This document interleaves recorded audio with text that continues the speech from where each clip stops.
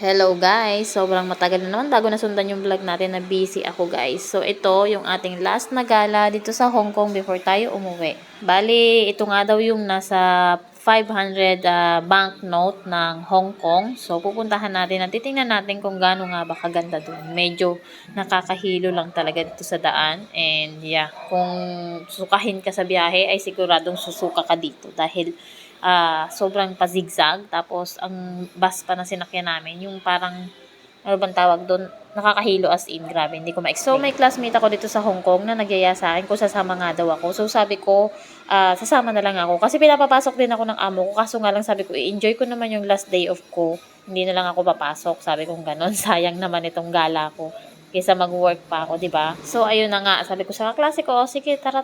Eh inagahan na nga namin ito pero ayan, buti na lang din hindi siya ganun kaaraw para hindi mainit. Pero winter naman dito sa Hong Kong. So, malamig siya. And sobrang lamig pala. Kala namin 22 degrees kasi yun yung tinignan namin sa weather. Pero pagdating namin dito guys, grabe, sobrang lamig and medyo maambon-ambon pa. Kung baga sa atin, para siyang sa Baguio. Umakyat ka ng Baguio City, ganyan, sa Pilipinas. Bale, ang magagastos nga dito, kung nandito kayo sa Hong Kong, pagbaba nyo ng Diamond Hill Station ng MTR train. So, simula doon, sasakay kayo ng bus, $22. Malaking bus. And then, pagbaba nyo ay hahanapin nyo naman yung isa pang minibus na 9A naman ang nakalagay. At ang pamasahe naman doon ay $14.5. So, ayun yung ating pamasahe. So, wala pang $40 balikan. Ito nga, yung iniisip ko nung nakita ko tang lugar na to. Kasi malayo na to guys. Sa tabi na siya ng dagat. Para siyang isang isla. Sabi ko, siguro may mga katulong ditong mga Pinay. Napaka-boring. Alam mo yun, malayo sa bayan. Tapos, sobrang malamig yung lugar. And sobrang tahimik lang. Pero, depende pa rin sa attitude or depende pa rin sa mood. Tama ba? Depende sa pagkatao ng isang tao. Kung hilig niya yung ganitong peaceful life, dito maganda mag-work. Kasi ang layo talaga ng mga bahay-bahay. Tapos parang kakaunti pa lang yung mga tao, ganun. Tapos, minsan lang dumaan yung bus. Yung parang probinsya, ganun. Puro taxi. Pero okay naman kung nagtitipid ka, mas maganda dito kasi wala kang gagalaan ng mga mall, wala. Kaso nga, pag may mga kaibigan mo nasa bayan or gusto mong pumunta ng bayan, may sadya ka, ang layo, mahal din yung pamasahe. So, ito ay Sai Kung, tinatawag. So, ito yung bababaan natin. Ito, nakasakay na kasi kami sa bus. Galing na kami ng MTR station. So, ito, Pak Tam Chung. Diyan bababa. And then, hahanapin mo yung minibus. Kulay green yun, guys. 9A naman. So, ganun dito sa Hong Kong. May mga number lang or letters. And then, malalaman mo na. Or dun, yung kung saan ka pupunta. Tapos, nakalagay din dyan yung mga station. Hindi ka basta pwedeng pumara-para. So, kailangan mong pindutin yung stop pag yun na yung station mo. And then, lakad ka na lang. Minsan malayo din yung mga lakarin. Kapag kasi hindi saktong bahay mo ba, yung titigilan mo. So, nandito na tayo. Medyo ang haba ng pila. So, ayan yung bus na sinakyan natin. Grabe, sobrang haba ng pila guys ng 9A. Yung iba nga na mga may pera siguro, yung mga taga dito, mga chikwa is nag-taxi na lang sila guys. Kaso, ang bayad pala dito sa taxi, $150. So, ayan, at last, maraming nag-taxi kasi ang tagal ng minibus na to. So, nakaabot na kami dito sa, nung tumigil yung minibus, nakasakay agad kami. Ay, grabe. Hindi ako makapag-video maayos, guys. Grabe, nahihilo talaga ako dito sa minibus na to. As in, kakaiba. Pero worth it naman dahil ito yung makikita mo na view. O, di ba? Sobrang saya, sobrang ganda. Kaso, itong hagdan na to, grabe ang tarik. Hindi talaga ako sanay sa matataas. Alam mo yung kapit, tingnan niyo yung kamay ko. Kapit na kapit ako dyan sa pagbaba ko. First time ko nga kasi to na sumama sa mga ganito. Sila mga nag-hiking na sila dati. So, medyo sanay na sila. Ako first time ko. Hindi naman siya hiking na hiking. Kaso nga lang malalayo yung mga lalakarin mo. Tapos yung iba matataas. Konting mataas. Ganyan. And ngayon nga nandito na tayo sa may kuweba nila. And may mga koi fish pala dito. And may iba't ibang klase rin ng isda. So, hindi ito dagat guys. Yung parang reservoir. Parang ganun. Siguro kinukuha na nila tubig na dinadala sa bayan or ipunan ng tubig ba para inumin or hindi siya maalat, ganyan. Ayan. Nakakulong lang siya. Ang galing, no? Tapos, yung pinakita ko sa inyo na kuweba kanina, may tubig din siya sa loob, guys. Hindi kaya doon nanggagaling yung tubig, papunta dito. Tapos, sinarahan lang nila doon. Nakita nyo yung may mataas doon na parang pader. Parang sinilagyan nila ng harang para hindi siya mag-connect doon sa dagat. So, ito, hindi siguro tumaalat kasi nga may mga koi fish nga eh. Ayan yung mga kasama ko guys. Mga taga Bicol din po yung mga yan.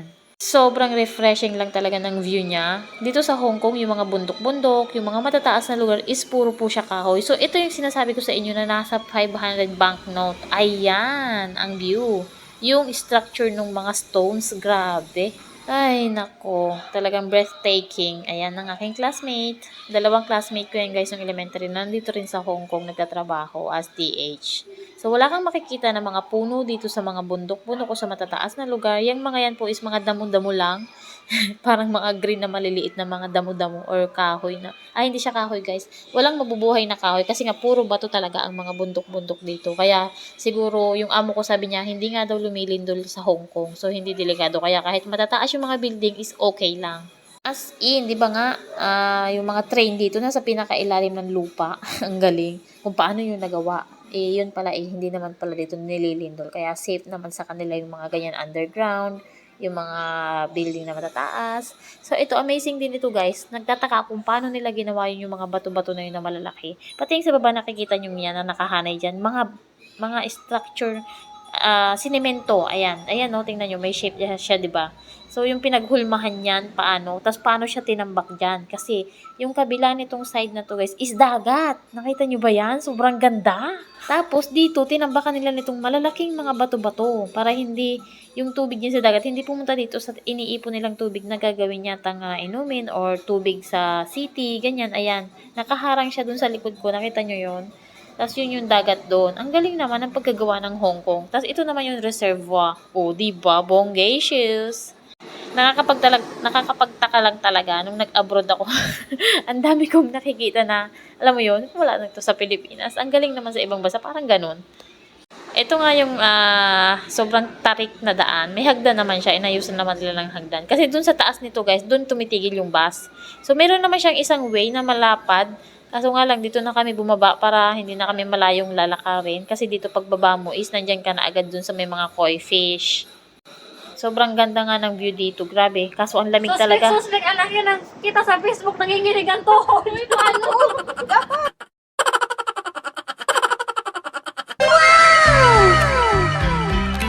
Give me a follow if you like this, guys. I got sunshine on a cloudy day. Isang linggo pa bago magsahod yung utak mo. Pagod na namang mag-compute ng mga gastusin ng mga bayarin, no? May matitira kaya? Sana may matira talaga. Sino yung mga ganito kapag malapit na yung katapusan? Talagang busy na eh. Busy na yung calculator.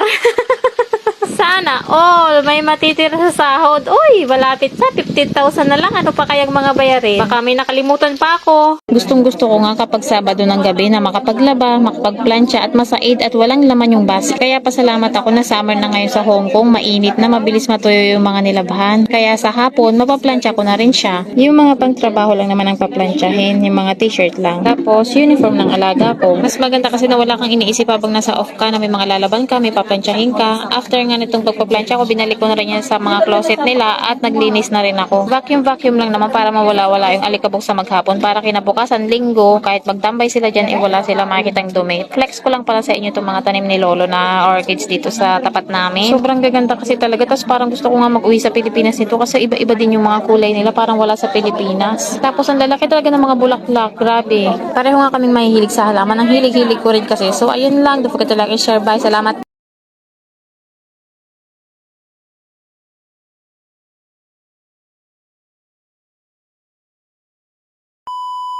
Ito na nga pala lahat ng nakuha ko na lychee guys. May mga nagpahabol pa. So total nito ay Hong Kong dollar 730. So sa pera natin sa Pilipinas, around 5,000 pesos na rin pang isang sliding window natin. O, di ba, nakatulong. Sobrang dami pa rin nagbigay. And yung iba pinapaabot lang, binibigay na lang ng mga amo ko sa akin, ganyan. Ang cute ng mga lagayan niya. Ano dyan ako nakukyutan? Yung mga lychee, mga pares-pares, ganyan. Iuwi ko nga to sa Pilipinas. Ano gagawin ko dyan? So, ang cute niya. Di ba? Tingnan nyo. Colorful. Doon ako natutuwa eh. Hindi lang siya basta. Tapos yung, ano talaga, pinagkagastusan yung iba. Katulad nung sa alaga ko guys, pinagawa pa nila yung talagang pinasadya ba. tawag dito, may art class yung alaga ko, tapos nag-drawing yung alaga ko, tapos yun yung inilagay dun sa pinaka-labas nitong lycee na tinatawag or red packet. Grabe, sobrang ganda ng design and siguro mahal din yun. Binayaran din talaga ng amo ko. Ginastusan. Nandito nga. Bukas nandiyan na si Mama. Yay! Masaya ka ba, bebe? Ha? Masaya ka ba? Yay! Hawak didi na naman. Bawal. Bawal. Papa lang hawak. Papa lang hawak. Dede, mama. Hawak ko dito. Si Papa lang. Papa, hawak ko dito. Si mama lang ako hahawak din. Doon ka tutulog sa kabilang kwarto. Kami lang.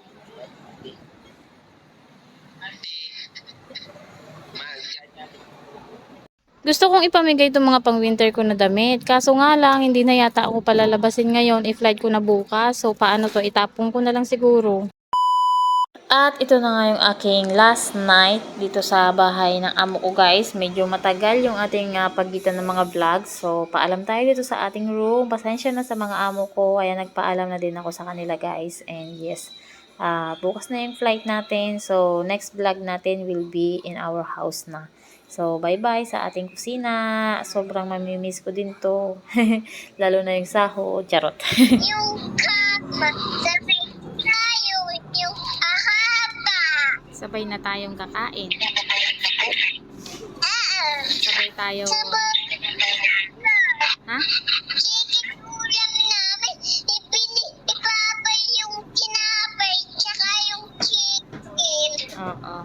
Sabay sa tulong ka maglaba kay mama. Bakit? Ipsang ko. Bakit? Sabay na tayo toothbrush. Sabay na tayo kain yung tinapay. Oo.